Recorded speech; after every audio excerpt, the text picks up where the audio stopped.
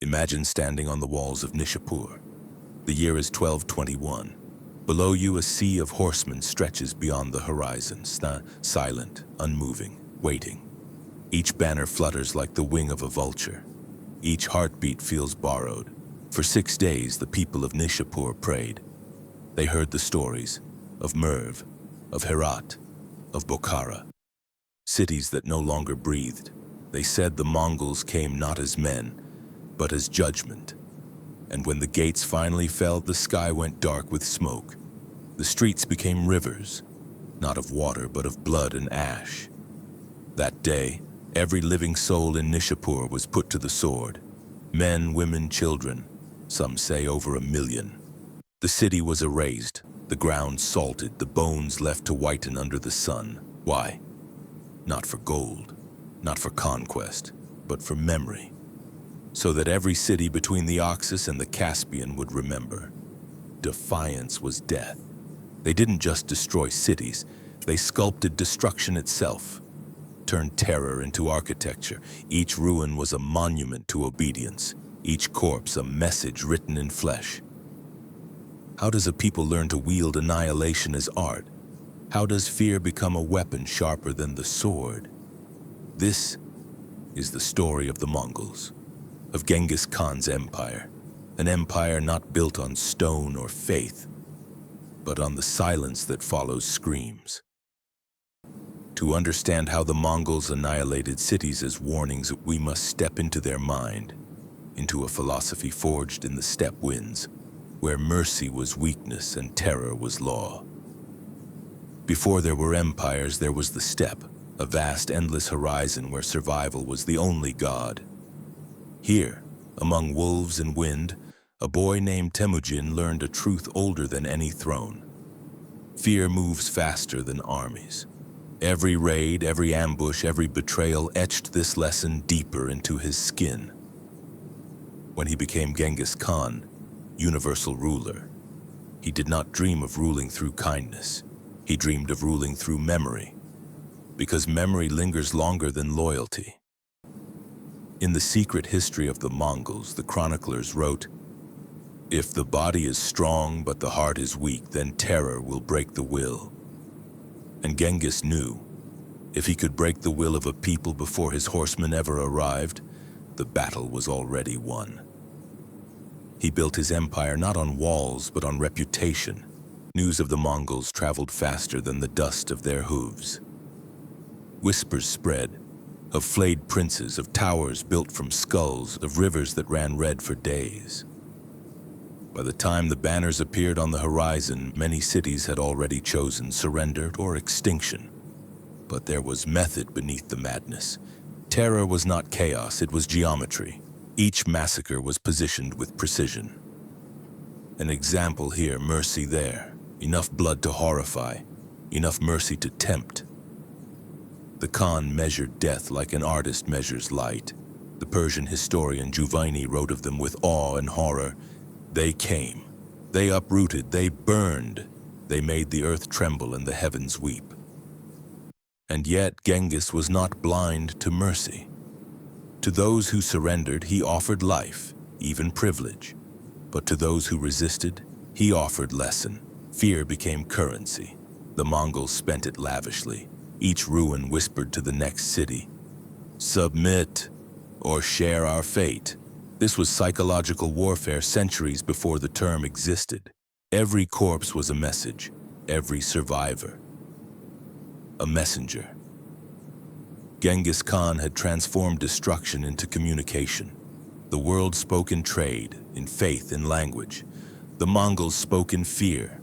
To rule men's bodies is to command them for a day. To rule their imagination is to own them forever. And so, when the Mongols rode, they carried not just bows and blades, but a legend sharp enough to cut through centuries. In their wake, a new kind of empire was born, one where terror was the language and obedience the translation. But philosophy alone does not level cities.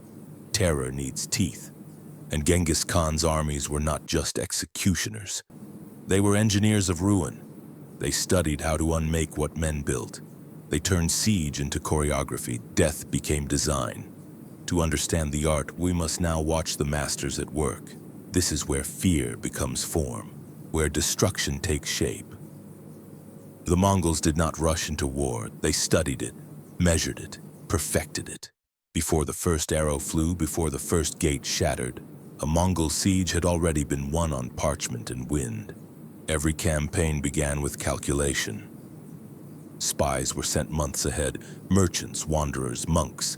They mapped rivers, counted soldiers, recorded how many wells, how much grain. Knowledge became the first weapon. Then came the encirclement. Tens of thousands of horsemen surrounded a city like a tightening noose. Every road, every path, every whisper of escape cut off. No bird flew out without the Khan's leave. Inside the walls, panic festered. Water grew scarce. Faith began to rot. And when the people finally looked up and saw the dust rising on every horizon, they knew they had been chosen. The Mongols were not nomads with bows. They were engineers of extinction. From China, they learned the secrets of siegecraft. Battering rams, mangonels, flame projectors, siege towers. Captured Chinese engineers became architects of death. Walls crumbled under their machines, gates exploded into splinters, and when no gate could be broken, they dug tunnels, collapsed foundations, or dammed rivers to drown entire cities. They fought nature as an ally. If a river could not be crossed, they moved it. If a city could not be taken, they erased it. Once the walls fell, the true art began. The Mongols moved through streets like a tide. Their discipline was terrifying. No chaos, no drunken looting, only execution. Each quarter was assigned. Each soldier knew his role. They separated the artisans and scribes, spared for use.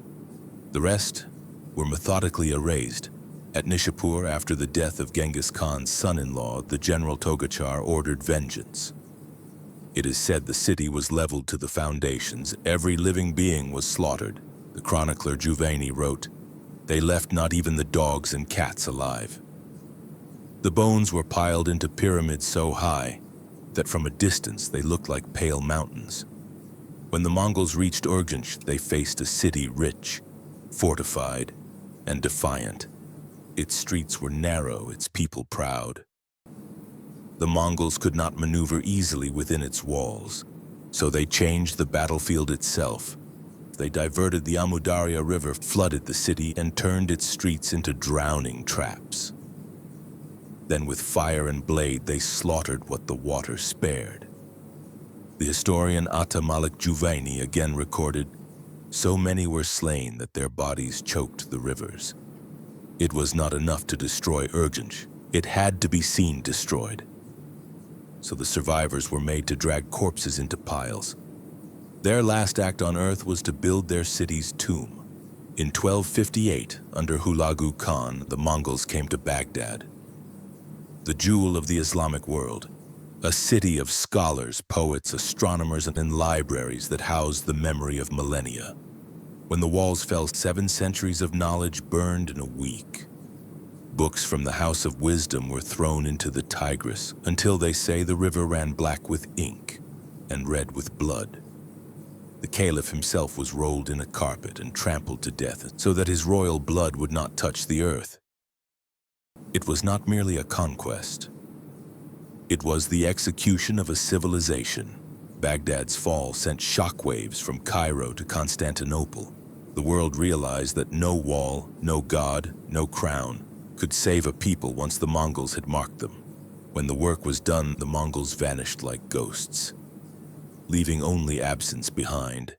And as the smoke rose, as the air stank of rot and grief, a truth began to spread faster than fire. Resistance was not bravery. It was suicide. Cities began to open their gates before the first arrow was loosed. Rulers sent tribute before seeing a single horseman. The art of destruction had achieved its masterpiece, a world conquered by fear. And so ruin became a message, each burning city a word, each massacre a sentence. Together they wrote the story of an empire of obedience through terror.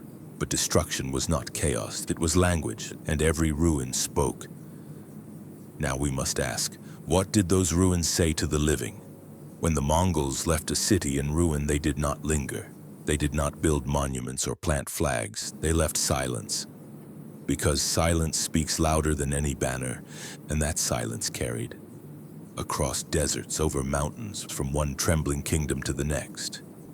Each ruin became a messenger, each pile of skulls a proclamation: defy the Khan, and you will cease to exist. The Mongols had learned that terror, once unleashed, multiplies itself. They did not need to conquer every city, only enough to teach the world the cost of defiance. Fear did the rest. When word reached the cities of Khorasan, many rulers did not wait for the Mongols to arrive. They sent envoys bearing tribute or offered hostages, gold, horses, even daughters, all to avoid becoming another Nishapur. And so, an empire expanded without a fight. The Mongols conquered with memory. Their armies marched in the minds of men long before they reached their gates. A scholar in Persia wrote, "Men now submit at the sound of hoofbeats that have not yet come." That was the true genius of the Mongols. Their terror rode faster than their horses. Genghis Khan had built not only a military empire, but a psychological empire. He ruled by reputation, a myth made of real blood and deliberate spectacle. And that myth became a force more powerful than armies. If destruction was the sword, then fear was the shadow it cast across the earth. The Mongols understood a truth that even modern empires would later exploit. People obey what they fear more than what they love. And so, cities bowed before unseen legions. Kings broke their own crowns before they were broken for them. The art of destruction had become the art of control, the ritual of remembrance.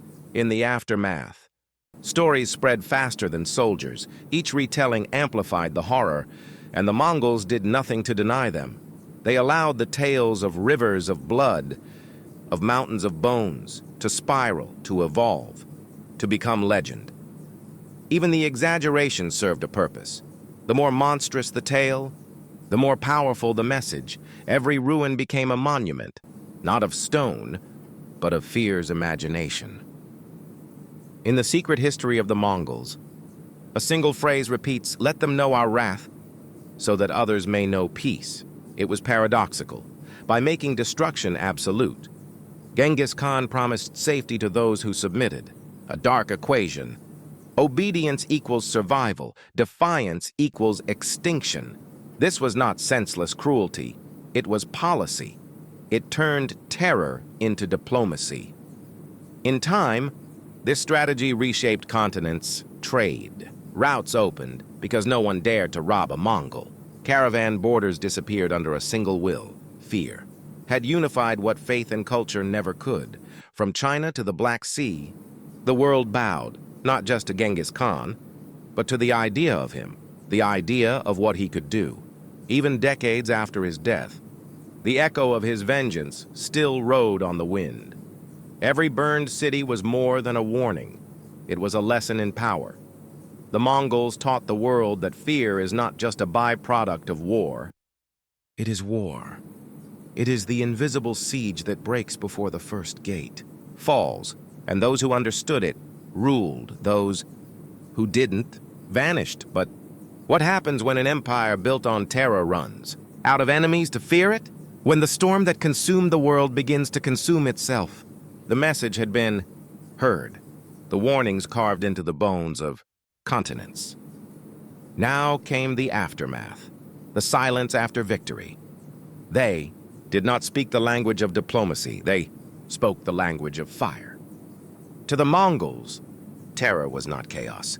It was communication. When they burned a city, it was not rage. It was punctuation. A message written in smoke that could be read across continents. This is what happens when you resist the will of the steppe. When the Mongols approached a city, they sent messengers first. Their words were simple.